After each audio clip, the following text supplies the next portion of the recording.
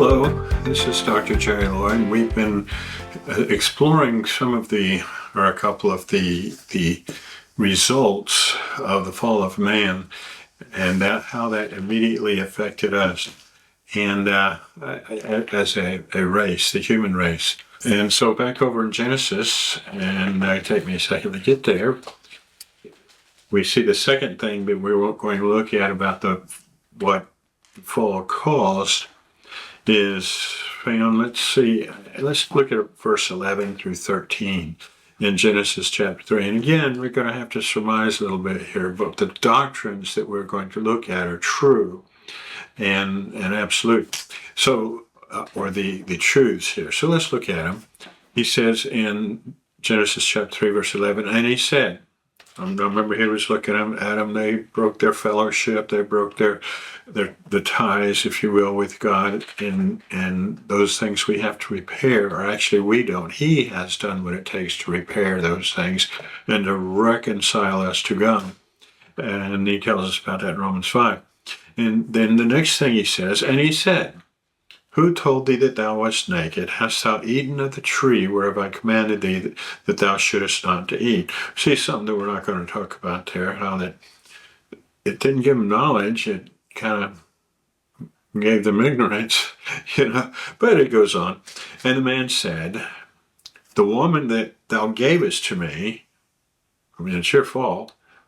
That's not what he said. He said, the woman that thou gavest to me to be with me, she gave me of the tree, and I did eat. And the Lord said unto the woman, what is it that thou hast done? And the woman said, the serpent beguiled me, and I did eat. So what do we see here? What happens to them because of the fall of man? Well, they began to pass the buck. They began to blame someone else. Have you ever met anybody like that? Someone that will never take responsibility for their own actions. They will always find an excuse to blame somebody else with what they did or what that was wrong. It says, yeah, I did this, but, and they'll blame somebody else, or they did this and I was just responding, or they deserved it, or whatever. Well, the narcissism is a direct result of the fall.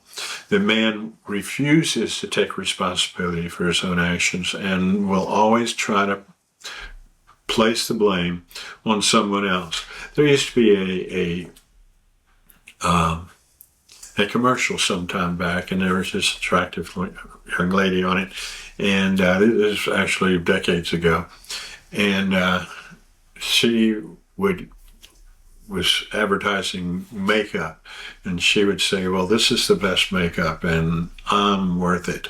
And that's the idea of a narcissist, or the original sin, if you will, sin nature of humanity, that we will blame other people. Remember we said some time back, now not in this lesson or even this series, but if you looked at our genuine biblical transparency, we talked about 3 responses to sin whenever a relationship is broken. I actually kind of left one of them out.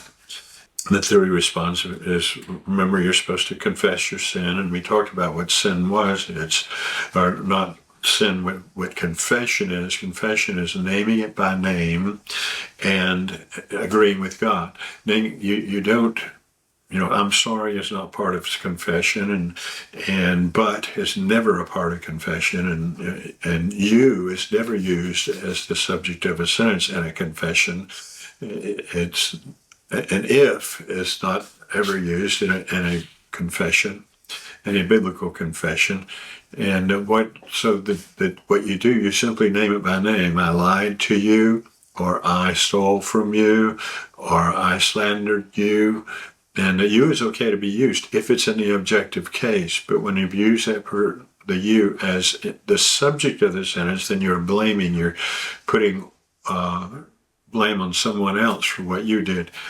And so that's the first thing. Second is to agree with God, and that was a sin. You don't say, well, I made a mistake. That's some harsh words for calling sin disease or a mistake or indiscretion. Sin is a sin. It's the wrong thing to do. And so you have to agree with God that it is wickedness, it is iniquity. There are a number of words for sin, but that they are none of them any good. So you have to agree with God. That's the first thing. You confess that sin. To whom are you to confess it? In 1 John, he tells us to whom we confess it to one another. James tells us about that. Confess your faults one to another. That means that to whoever you wronged is the person that you must confess to. And if it's a secret sin that you only did in your mind, well, then only confess that to God, because He's the only one who knows about it. But if there's another person involved, you must confess to them that what you did was sin. And if you've talked to other people about it, then you've got to confess to each one of them of the sins. And then I also talked about the third thing is make recompense. In other words, you got to do what you can to make it right. And but we also, you're not talking, and this is very necessary, you've got to forsake that sin. You don't repeat it. It's like the guy that went out and got drunk on Saturday night, and he confessed to God, but then the next weekend he was drunk again, Well, that's not forsaking it. That's not in a sense, it's a valid confession, but it's not a sincere confession. And so the narcissism is the sure sign of an unregenerate, a sin nature. We all have one, sin nature. I mean, a lost or a saved person can become a narcissist. And so let me ask you a couple. So what is a narcissist? It's someone who thinks of themselves first. And they think of everybody else as wrong, and everybody else trying to wrong them. And narcissism, and is pretty much common today. It didn't used to be, but it's now. People don't even think it's wrong anymore. It reminds me of, I used to like Ricky Nelson's song, still do, listen to it occasionally. I've got it on my music in the car. And he said, you can't please everybody. You can't please everyone, but you've got to please yourself. Name it was a garden party. Very, very cute song. I liked it. But the philosophy stank. I mean, you're not supposed to please yourself. Even Jesus said in the garden, remember, nevertheless, not my will, but thine be done. And so we're not out to please ourselves or even to consider our own self first. And how often, for example, how close are you to being a narcissist? How often do you use the first person pronoun when you're talking? I, me, And I do that a lot. And the reason being is when I preach, I don't like to preach at other people. And so what I do is I preach about a problem that I have. I talk about myself and or my maladies or whatever. And a guy that does this very well and has made him very famous and he's very good at it is Nate Bargatze. I really like. He's one of my favorite comedians. He's very self-deprecating. He doesn't get into foul language at all or off-color stuff at all. And he's mostly just kind of putting himself down. Do you talk? Let me ask you this. Do you talk more about yourself than about the Bible? That's, now, of course, at church, you probably talk more about the Bible or at Bible study or something like that. But, when you're talking just in general in the world, you talk more about yourself than you do about the Bible, you could be a narcissist. What is the worst sin, do you think? Well, the worst sin in the universe, the first sin, and consequently the worst sin, was what? When Satan, his heart, in Ezekiel 28, his heart was lifted up because of his beauty. His heart was lifted up. That's what we call pride. What they have kind of watered it down in this day and age is we call it self-esteem. self-esteem. Well, self-esteem is just a fancy word for pride, which of course was the first sin in the universe. And it manifested itself in Isaiah 14 by his 5 I wills. I will ascend up on high. I will be like the Most High. I will exalt my throne above the stars of God. And so, but what did Jesus say? Again, nevertheless, not what I will, but thine be done.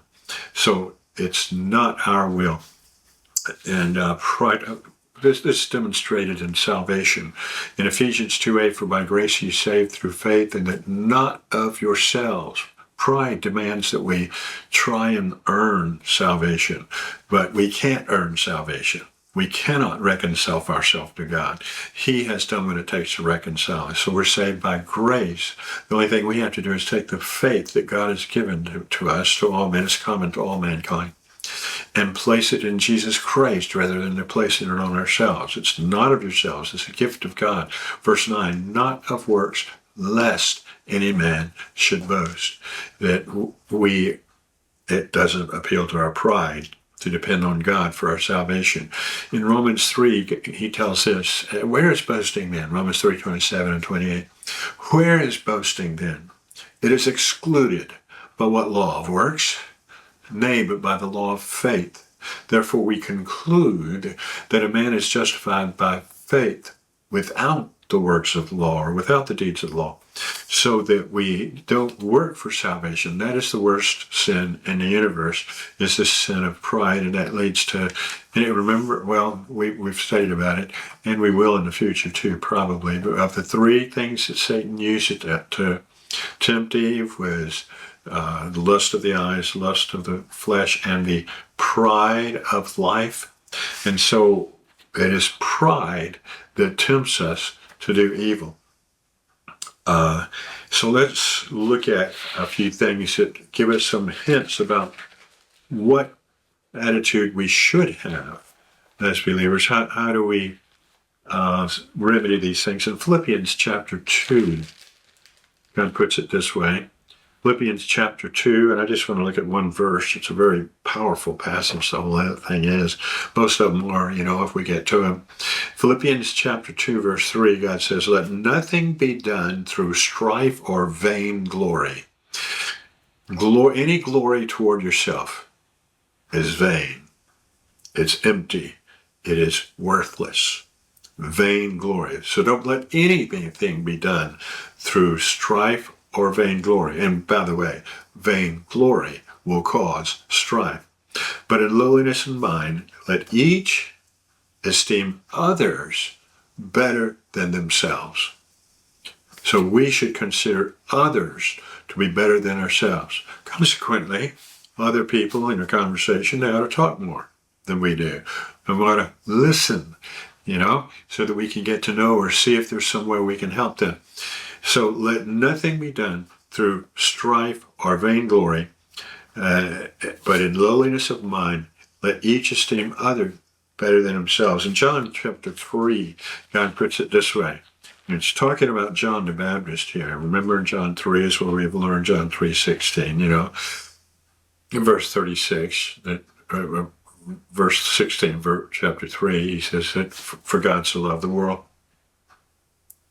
that he gave his only begotten Son, that whosoever believeth in him should not perish but have everlasting life. Well, he begins talking about later about John the Baptist. And here's what he has to say about John, or actually what John the Baptist had to say about Jesus. He says, he must increase, but I must decrease. That, as we grow in our Christian life, we'll spend more and more talking about Jesus and about his word and his will than we will about what I want, How many times do we, in our conversations, we think, well, I think, well, who cares what you think? If it's your opinion, it may not be worth expressing. What does God have to say about it? And we have the mind of Christ in the body of the Word of God. So we see that we must increase. He says in Proverbs chapter 3, verses 1 through 4, what we can do about this. Proverbs, very middle of your Bible, is the book of Psalms, and right after Psalms is the book of Proverbs in chapter 3. It's a wonderful passage also, but we just want to look at the first 4 verses there. He says, "My son, forget not my law, but let thine heart keep my commandments." Why? For length of days. You'll have, and long life. What's the difference between length of days and long life? Length of days means your days are full. You're not wasting time. Your days, they feel accomplished at the end of the day. For length of days and long life and peace shall they add to thee. Let not mercy and truth forsake thee. So we ought to be characterized. Recently, there have been a negotiation with Iran, to try and get them to agree to some peace agreement. And the reason that we can't deal with them is because they have absolutely no integrity.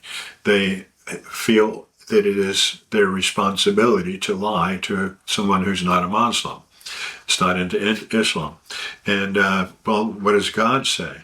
The one true God says that mercy and truth not forsake thee. Bind them about thy neck, let them be upon the table of thine heart. In other words, they're what you think about, your heart, your mind, your thinking, but also bind them about thy neck. They're demonstrated to others. It's not just something between you and God. He says, so, in this way, shalt thou find favor and good understanding in the sight of God and man. You want to get along with God? You want to be reconciled to God? As far as in your daily life, not in salvation.